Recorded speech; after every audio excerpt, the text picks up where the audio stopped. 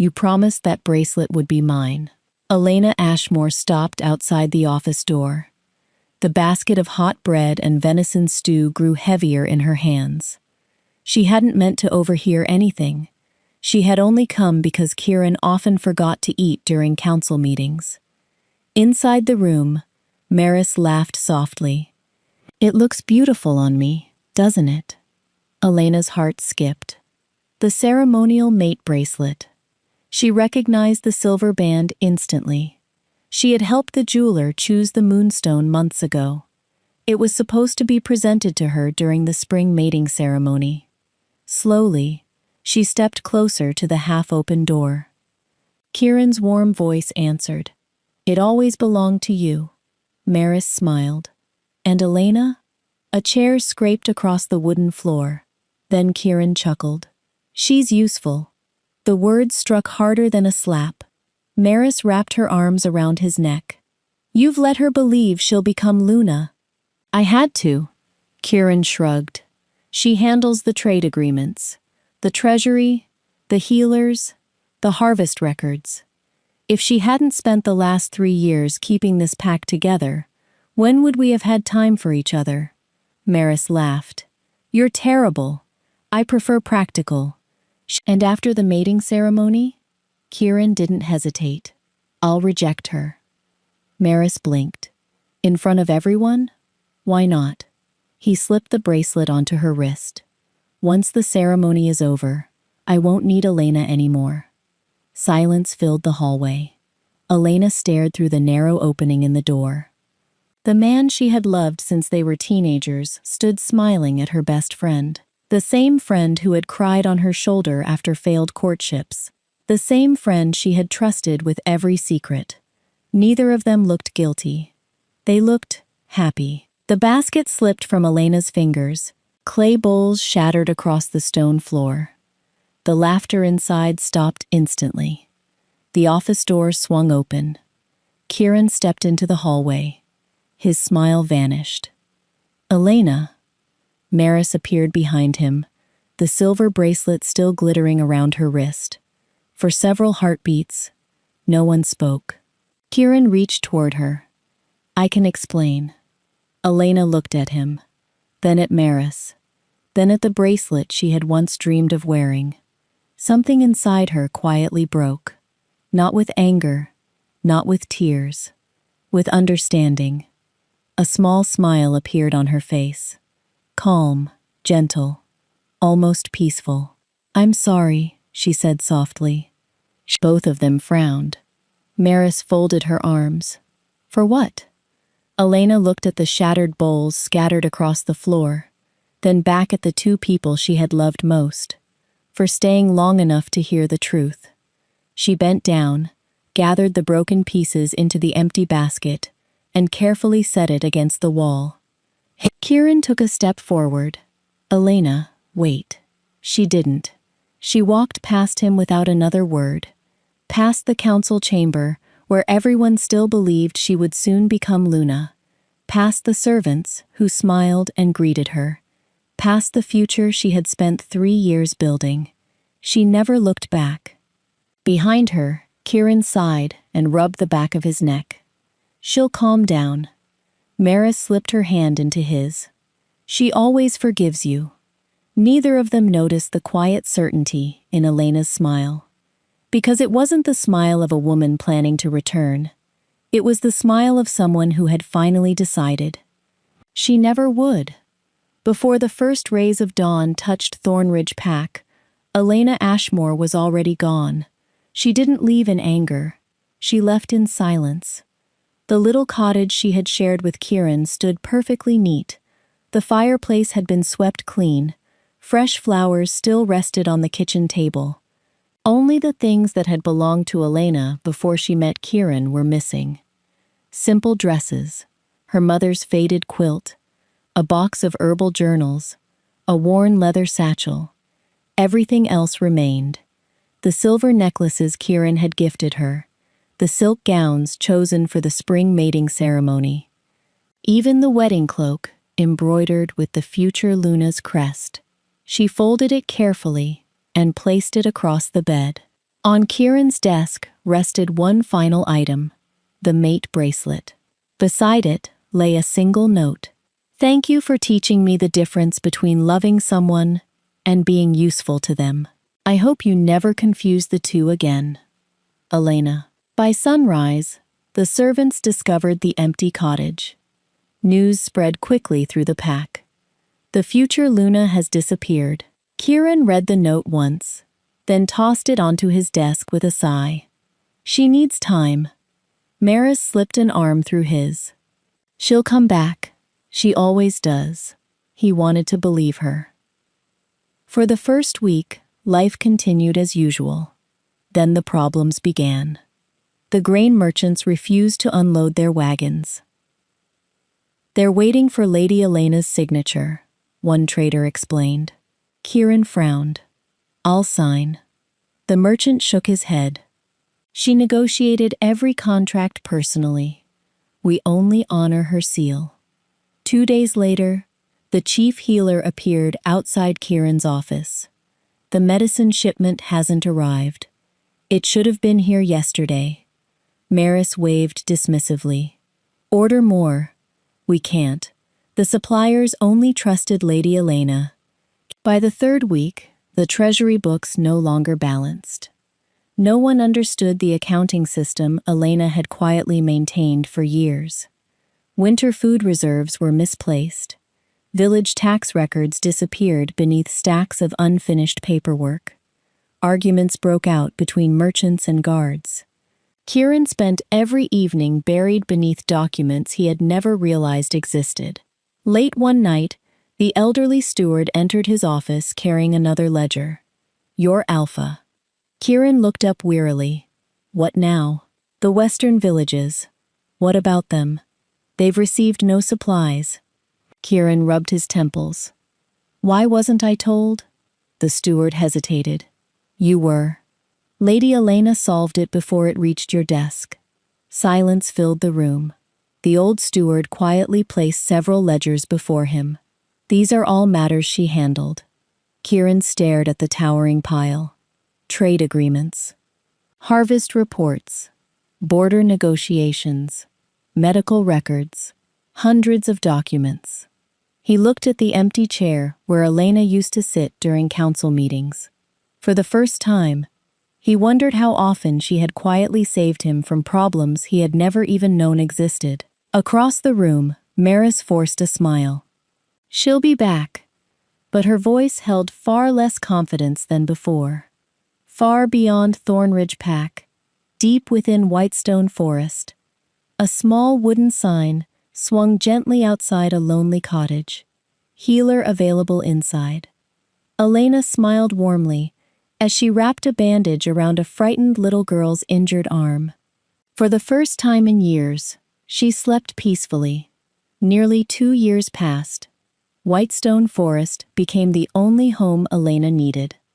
The little clinic she built beside the river welcomed anyone who knocked. Travelers, children, injured wolves, even wandering rogues who had nowhere else to go. She never asked where they came from, only where it hurt. The villagers soon stopped calling her simply the healer.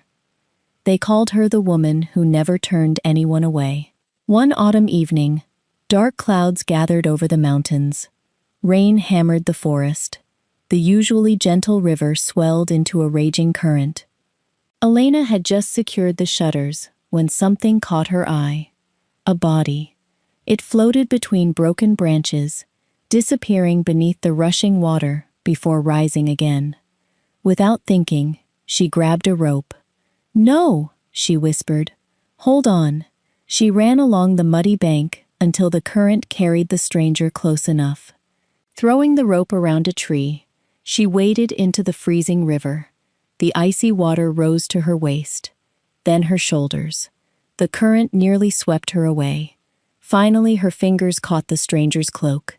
He was heavy, much heavier than she expected. Every step toward the shore felt impossible.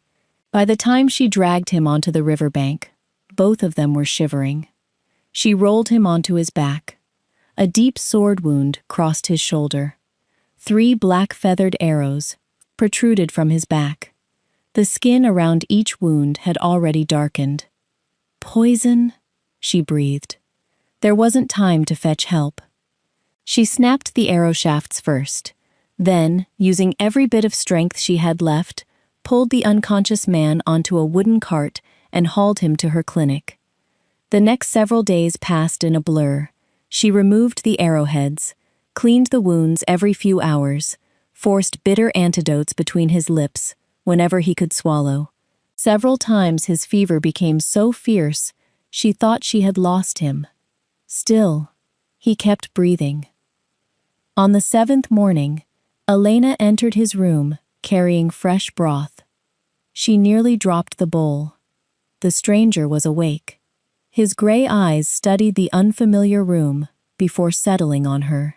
"You?" His voice was rough. "I should have left me." She set the bowl down and smiled faintly.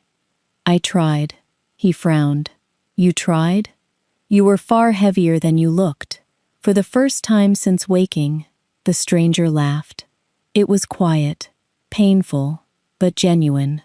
"You carried me out of a flooded river?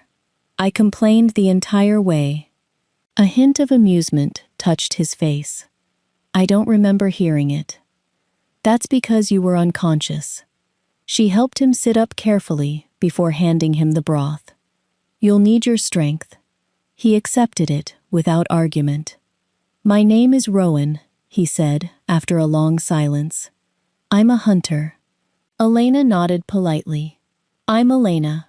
Neither asked another question. Neither realized that this quiet introduction would change both of their lives forever. Outside, far beyond the peaceful forest, royal riders searched every road in the kingdom. Their missing king was still nowhere to be found.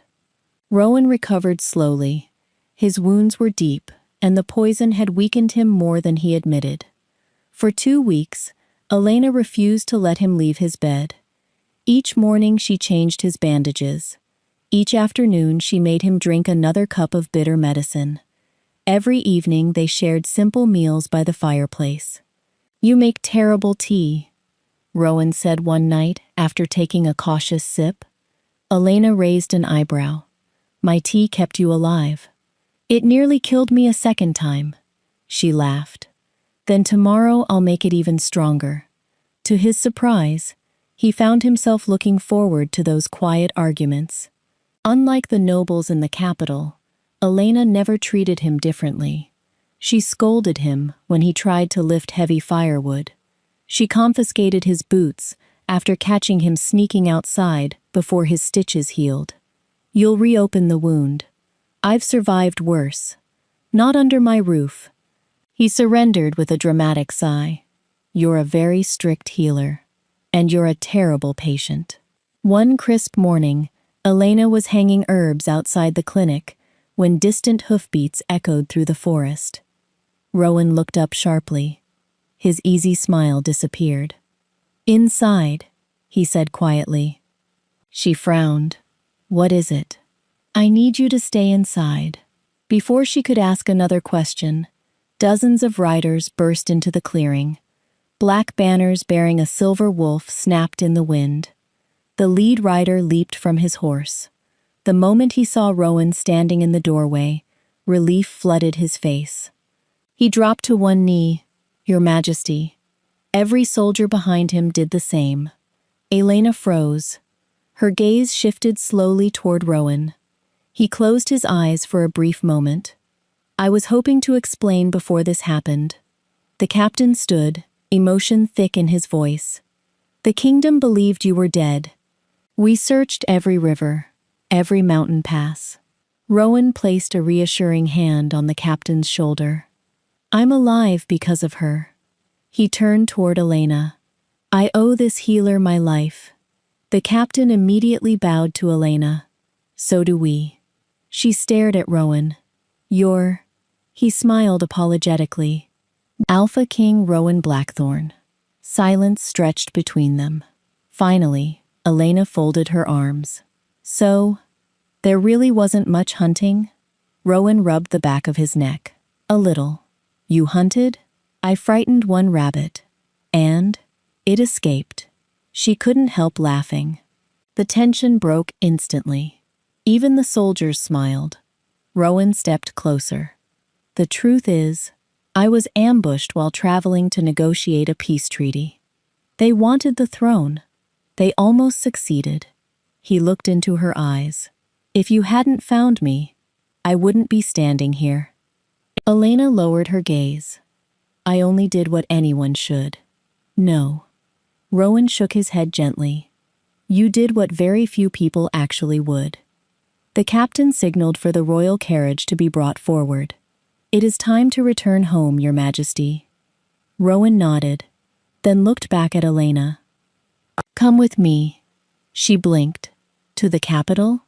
I'd like you to see the kingdom you helped save. Elena smiled politely, then shook her head. I think I've had enough of living beside alphas. Rowan didn't argue. Instead, he smiled. Then I'll come back. Elena expected never to see Rowan again. He was an alpha king. Kings returned to palaces. Healers remained in small forest clinics. That was how the world worked. 1 week later, a familiar knock echoed across her porch. She opened the door. Rowan stood there carrying 2 baskets. You came back. I said I would. He lifted one basket. This one is for your clinic. She peeked inside. Fresh bandages, rare medicines, glass bottles she could never afford.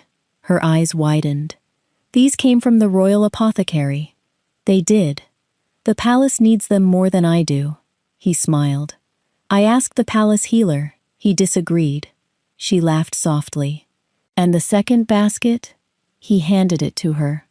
Fresh bread, mountain berries, a small honey cake. She looked up. You brought lunch?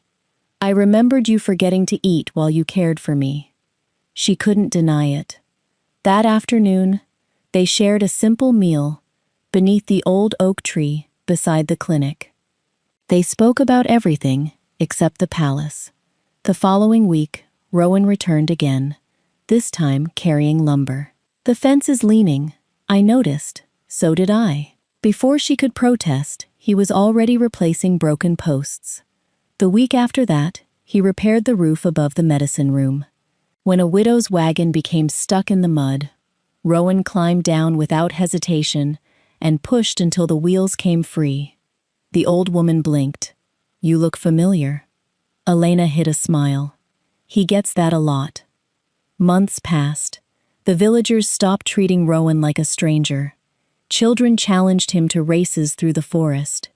Old Mr. Ellis insisted on teaching him how to carve walking sticks.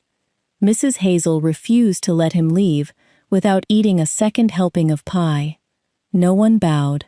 No one called him Your Majesty. They simply called him Rowan. One rainy afternoon, Elena found him stacking firewood outside her clinic. You know, she said, handing him a towel. Most kings send workers to do these things. He accepted the towel with a grin.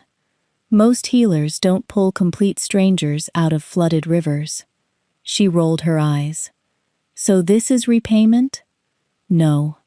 He looked at the growing pile of wood. This is because I wanted to help.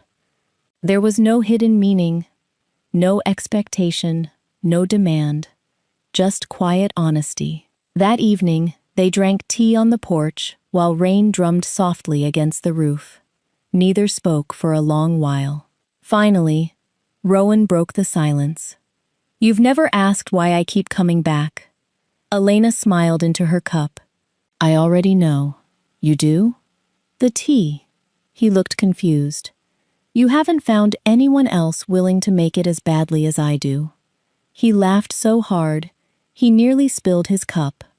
For the first time in years, Elena laughed with him, not because she had forgotten her past, but because, little by little, she had stopped letting it decide her future. Just then, the sound of approaching horses echoed from the forest road. This time, Rowan's smile disappeared.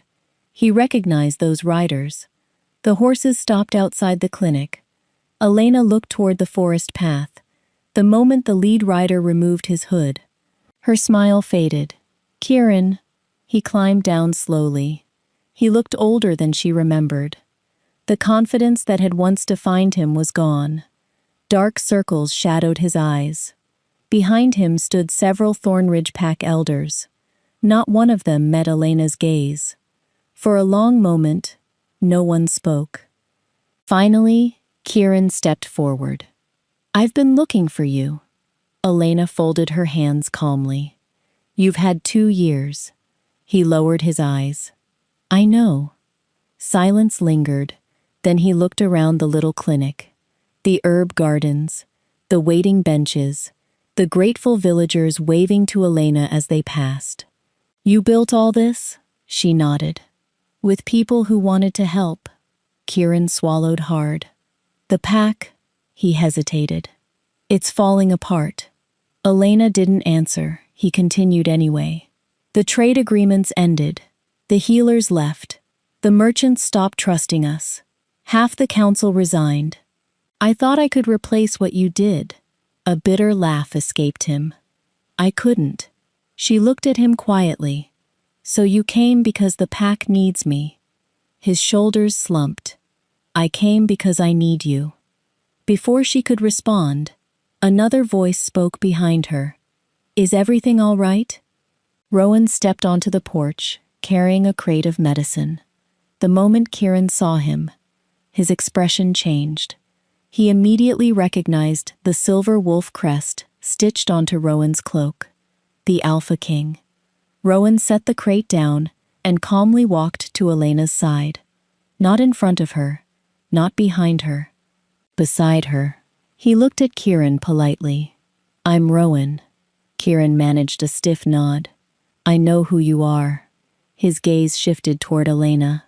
"I made the biggest mistake of my life." She smiled sadly. "No. You made the choice you wanted. I was foolish. You were honest." He blinked. "I only heard the truth by accident."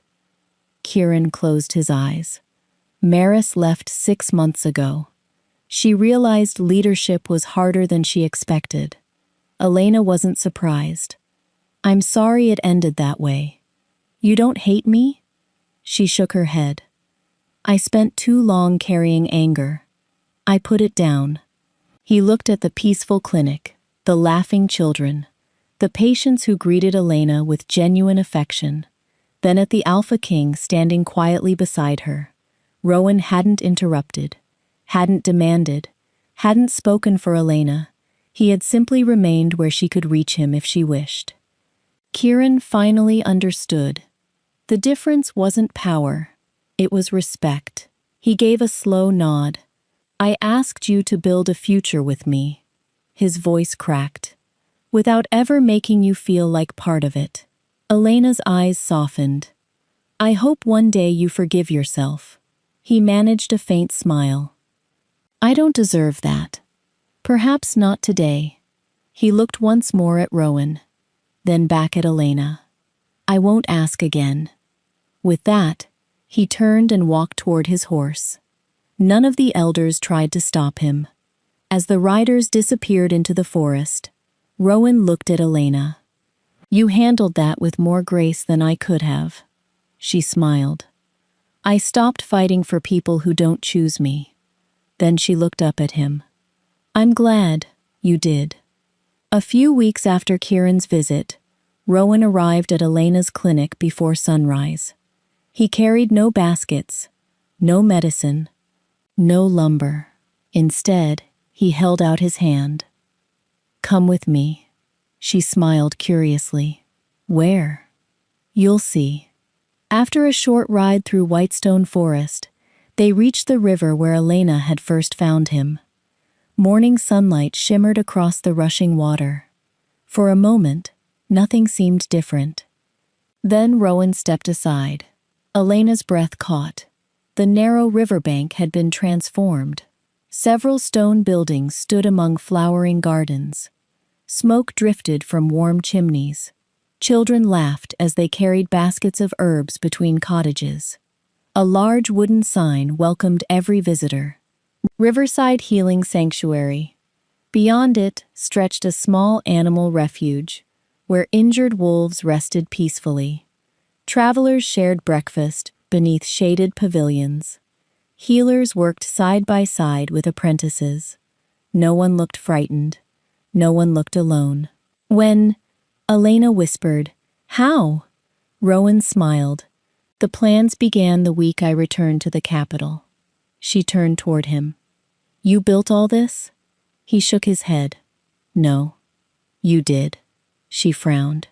"I've never even been here. You were here." He looked toward the river. "The day you climbed into that flood to save someone you didn't know." He met her eyes. "That day reminded me what leadership should look like." Elena stood speechless. An elderly traveler approached, carrying a walking stick. "Your Majesty."